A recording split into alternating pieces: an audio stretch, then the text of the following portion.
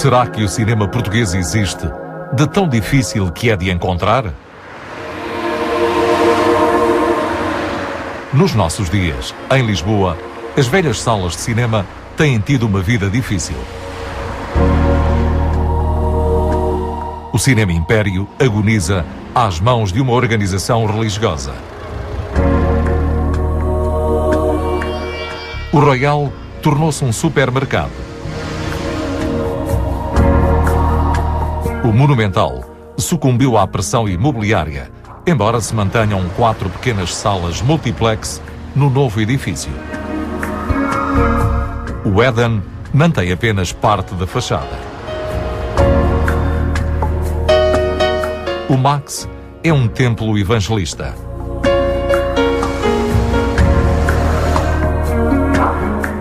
O Roxy transformou-se num empório do calçado.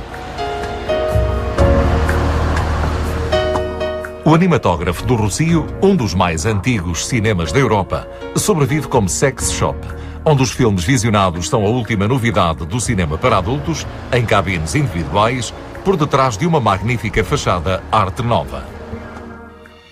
É nos grandes centros comerciais que surgem os novos espaços de exibição cinematográfica que projetam quase exclusivamente as últimas produções de Hollywood.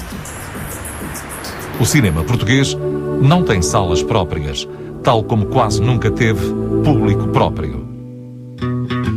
Torna-se obrigatório descobrir o cinema português, que vem mantendo a sua existência por teimosia de uns quantos, não deixando, no entanto, de ser uma cinematografia de grande exigência criativa.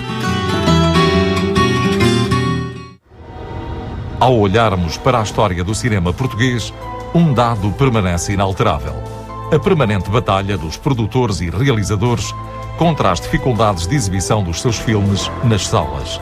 Batalha inegável num país que tem um reduzido número de salas fora do circuito dos multiplex dos centros comerciais, espaços onde o cinema americano domina na quase totalidade.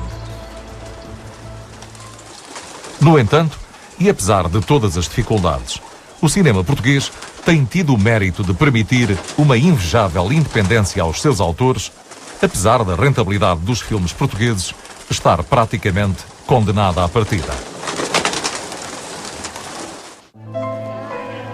A relação de desconhecimento do cinema português com o público tem sido um fator que atravessa toda a sua história, à exceção de um curto período, durante o regime do Estado Novo, no qual a popularidade de certos atores conseguiu granjear alguns sucessos. Paradoxalmente, o cinema português tem vivido de uma melhor reputação além fronteiras, nomeadamente em França, do que de uma boa relação com o público português. Um público cada vez mais televisivo, de um país onde as dificuldades de distribuição não têm permitido o desenvolvimento de uma verdadeira indústria cinematográfica que já deu provas de possuir criadores de talento. O cinema português, aquilo que genuinamente se pode considerar o cinema português, surgiu logo em 1896, no Porto, feito por um português, Aurélio da Paz do Reis, que era fotógrafo amador, era floricultor e era também uma pessoa com características críticas, sociais e políticas muito fortes. Ele adquiriu em Paris uma câmara de filmar e depois de ter feito as primeiras experiências em zonas muito variadas, por exemplo no Porto, em Lisboa, em Braga, partiu com esse material para o Brasil. A ideia de Aurélio da Paz do Reis não era apresentar o cinema em Portugal, mas sim o cinema feito em Portugal no Brasil. Ele achava que era a possibilidade de um negócio economicamente viável. Por determinados percalços que teve foi, ao mesmo tempo, um fracasso de um ponto de vista económico e um desgosto para Aurélio da Paz Torres, que logo em 1896 decidiu abandonar a cinematografia. Após uma primeira fase tão fascinante, mas ao mesmo tempo precária do cinema português, verifica-se um declínio naquilo que poderiam ser as potencialidades da arte e do negócio cinematográfico em Portugal. E é necessário esperar pelos primeiros anos do século XX, através de Manuel Maria da Costa Veiga, que era também um fotógrafo e esteve ligado a uma certa continuidade de imagens produzidas já para apresentar ao público português.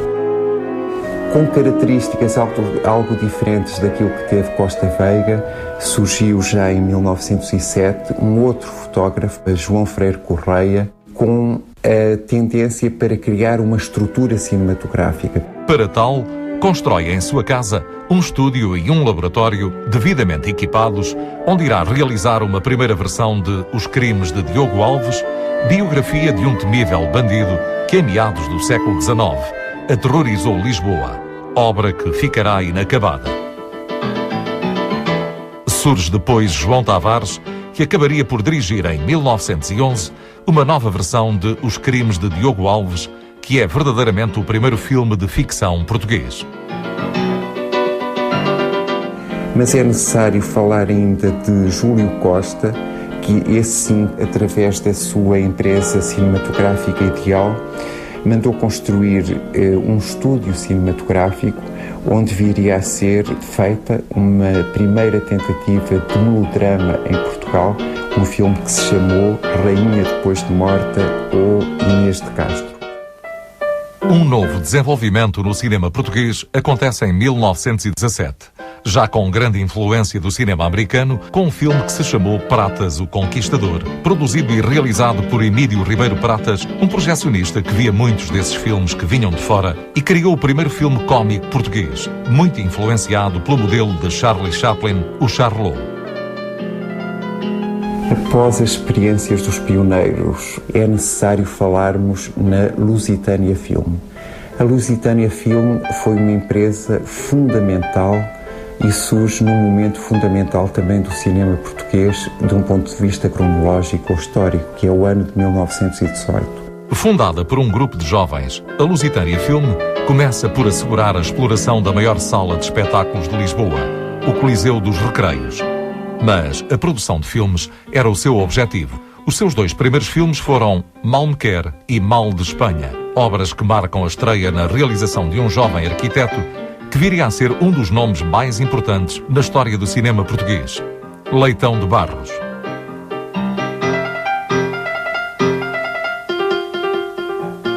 Mas a vida da Lusitânia Film será também de curta duração e, quando confrontada com as dificuldades de distribuição, a empresa desmembra-se.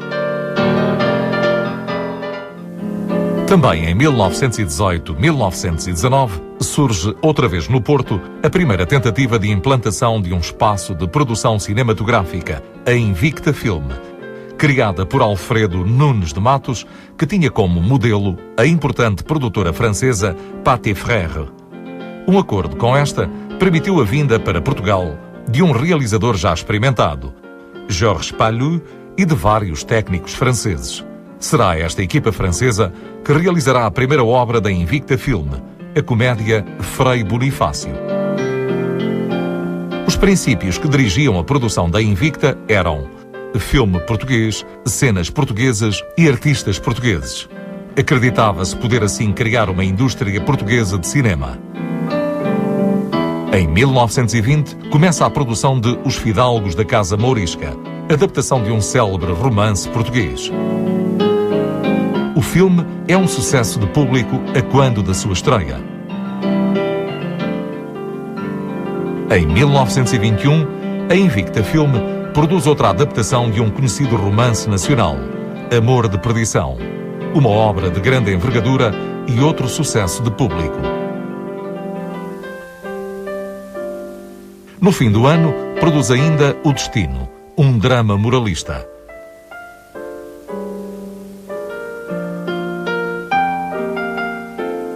Já em 1922, e continuando as adaptações de obras literárias portuguesas, é produzido o filme O